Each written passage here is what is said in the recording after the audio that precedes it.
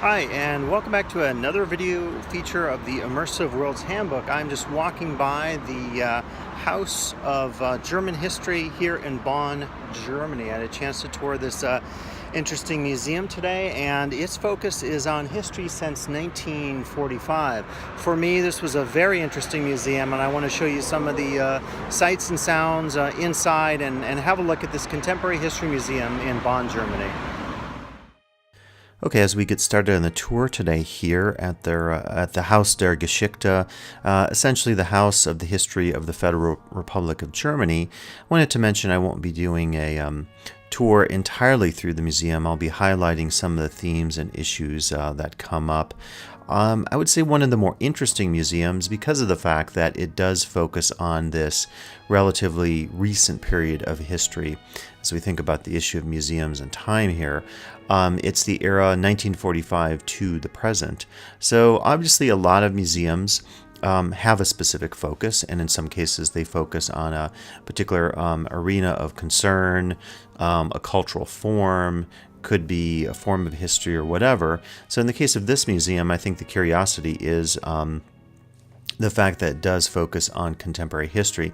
Now, even though that's the case, of course, one of the things that comes up in any museum, particularly ones that have a historical focus, is how that museum deals with the issue of time. There's a true politics, if you will, in terms of how representation occurs in any museum that is presenting to us this notion of a past that we can ascertain, understand, and so forth. You can see these are some of the divisions. I just scanned the pages from the brochure. So we started in 45, then we go 45 to 55, or I'm sorry, 49 to 55. And you can see with each era there are key highlights, could be symbols. This is the Cold War era. It could be a particular approach to visual display. And I will say, as we look at 63 to 74 here, this museum I think has a very interesting approach in terms of how it takes about this task of representing time for us in terms of giving us the key moments, the highlights, and so forth. I think the challenge of any museum is thinking about how to claim its significance to the guest. And here we're looking at the one of the final sections, 1949 to the present. And of course, with the issue of German history since 45, and we're actually looking now at one of the plaques here in the museum. And by the way, this first section here is a special exhibit on German myths, which I thought was pretty interesting to offer this as part of their rotating gallery. It's not part of the permanent exhibition. What I liked about this approach, as we think here a little bit about the politics of history, is how they chose some of these key iconic symbols to represent to the guests, to give the guests an opportunity to think more deeply about issues, whether those are issues of politics or issues of sport or religion or even things of a personal nature. I think you'll see signs here with weapons and violence and so forth that a lot of times, of course, when we're presenting history, we're dealing with the very difficult, challenging sides of history. When this particular museum opened, and I believe in 94 is when the permanent exhibition opened, prior to this, and if you're interested, I tried to look up some history of this museum to get a sense of the politics of it in the present as far as its representations and some debates in the past. And I didn't find a lot, but there is from 1988, I believe, an article in the New York Times that talked about some concerns that a museum like this, as we see the previous Pope here, the concern was maybe that the museum could come off as too nationalistic. And so then it becomes a project for the museum to think about maybe how to present things in such a way that there's a balance of perspective, or the perspective of the designers, of those creating the spaces for the guests, perhaps are made known such that we can at least come to terms with their voice, the politics that they're presenting, and so forth. So I was going through the museum, I thought a little bit of the Data Air Museum in Berlin, Germany, which I think has a much more commercial focus, and I would say is more immersive in some senses. When this particular museum in Bonn opened, there was certainly a discussion of the idea of presenting experience, and experience is always a big part, of course, of museums, but trying to immerse the guests in the spaces. And we'll talk about this in a little bit to discuss whether there is success in this regard. We can look at history as material culture, and this is now we're back at the permanent exhibits, just at the 1945 section. So obviously coming after the war, you have the remnants, the fall of Nazism, and the difficult times of rebuilding ahead. And I think they did a good job here using material design to show you with the destruction, the planes and so forth, combination of different techniques used in this museum, I think, to express ideas about history through material culture. There is, as you see the TV sets or the radios here, you'll see TV sets later, there is a pretty strong reliance on forms of material culture that I think particularly can have like a nostalgia effect with the visitor. And you'll see this a little bit later with this sort of soda shop that they have set up, as well as a kino, a film theater. And so they do create miniature spaces within the museum in some cases, not as much as maybe I've seen in some other museum spaces. They rely, I think, more heavily here on really symbolic, in this case looking at Stalin, the cult of Stalin. They rely on these like symbolic indicators, these very key symbols, forms of material culture that I think can be given to the guests such that they ruminate on the history in the past. I think a question for a museum like this and many others that maybe have a similar approach, and this, by the way, is a parliament. I guess it's actually an immersive experience. I didn't get a chance to do this. I have to say, when I visited, I was a little pressed for time. I was in Bonn for a theme park conference, and so I just made it out from my hotel, walked a couple miles to the museum, spent a short amount of time, and then came back. And so I was really pressed for time. And what I was saying earlier was whether or not, if you're relying in a museum like this on what I'm calling these key symbols to present the past, to what extent do you need to express more to the guests through the kind of narrative that you see on plaques, the audio guides, and so forth. And this reminds us, as we're looking at this mock-up of a theater, this reminds us that when we visit museums such as this, I think there are ample opportunities for comparison. So getting more into the design in the museum for students of themed and immersive spaces, talking about the politics of representation within the museums. Of course, students of museum studies do this all the time, and it's a wonderful exercise, I think, to be able to visit some of these spaces and to make some comparisons and see what they've established, how they've created narratives, and to what extent the guest has freedom to walk through the space, to experience it, and maybe leave with contrasting points of view. We're looking at some of the period automobiles. I think they did a wonderful job, actually, of creating this movement through time, if you will. It's two layers of time, the time of the past that the museum is concerned with, and our time as guests within the space.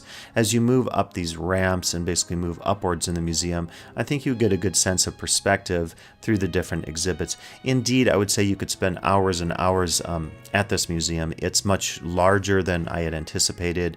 Here's actually that mock-up of the soda shop, and I believe I have just took one video during my visit.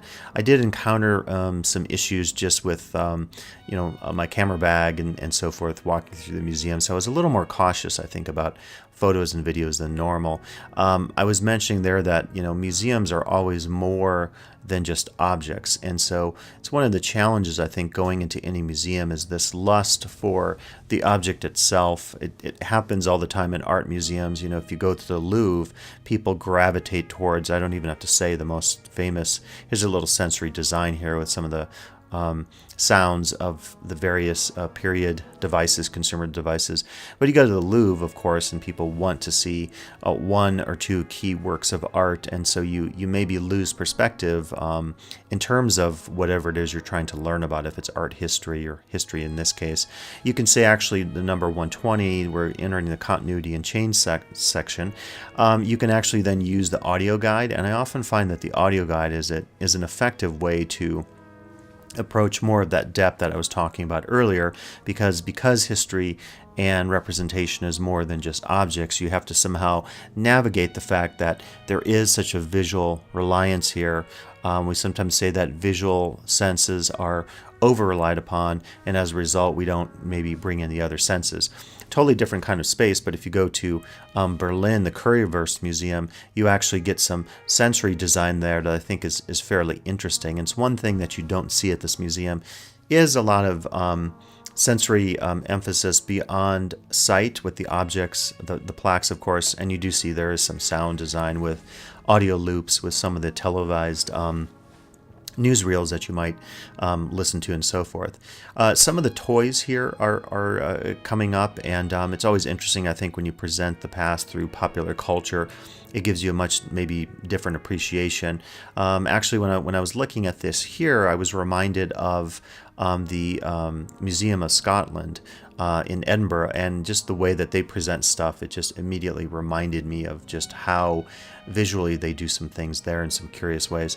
We'll talk about modes of representation here, but at the Museum of Scotland during my visit, they actually start with prehistory and then they move up to pop culture. And when you move up to pop culture, you move up the various galleries, kind of like a little bit you do here, until you get to the top.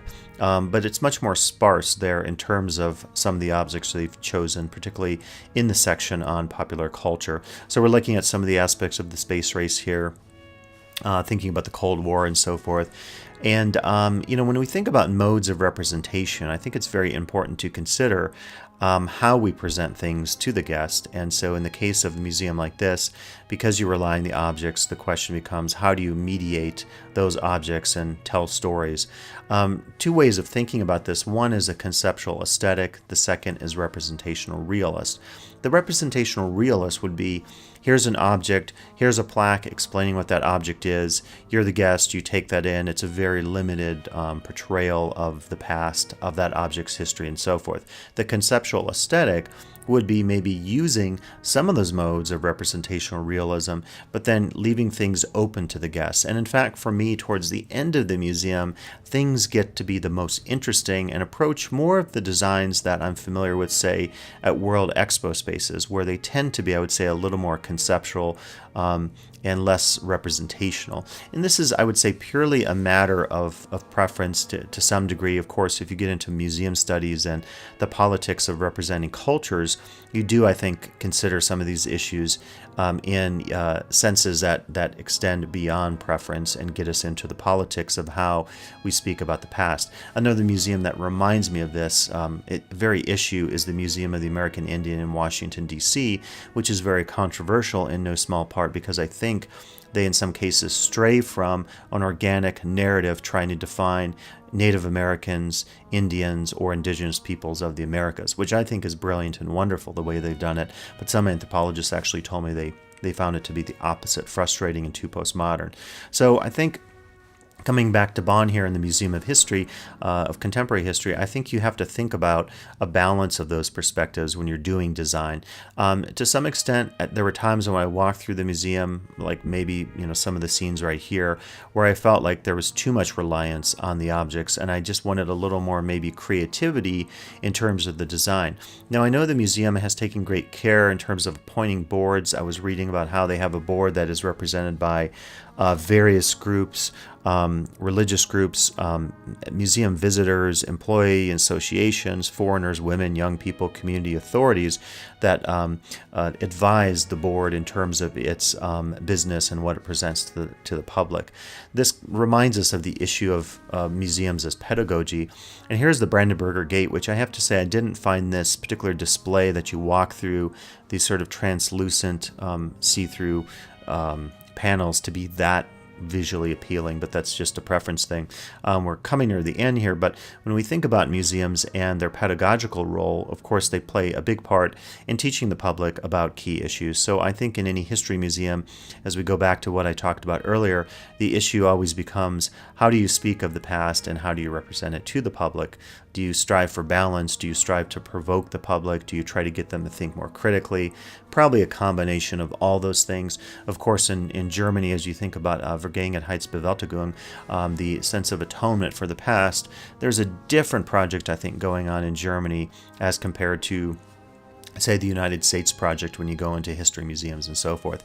And this is just near the end when we're looking at this interesting technological board that allowed you to type things in. And again, at the end in the museum, I thought things got fairly interesting and more conceptual than you experience towards the beginning of the museum. So I hope you enjoyed the video feature today here at the House of German History, a very interesting history museum that focuses not just on history since 1945, but on all forms of popular culture as well. So please come back for additional video features of the Immersive Worlds Handbook.